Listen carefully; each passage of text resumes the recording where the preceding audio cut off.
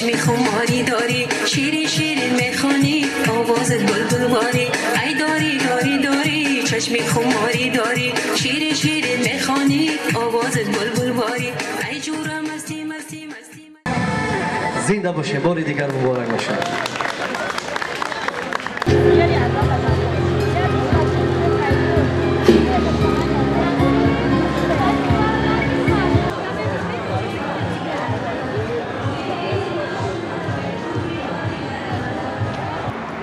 سنتیابر و همچون روز استقلالیت را به همه شهروندان جمهوری تاجیکستان تبریک و تهنیت گفته خواهان آن را دارند که همیشه در لبانشان خنده هویدا باشد.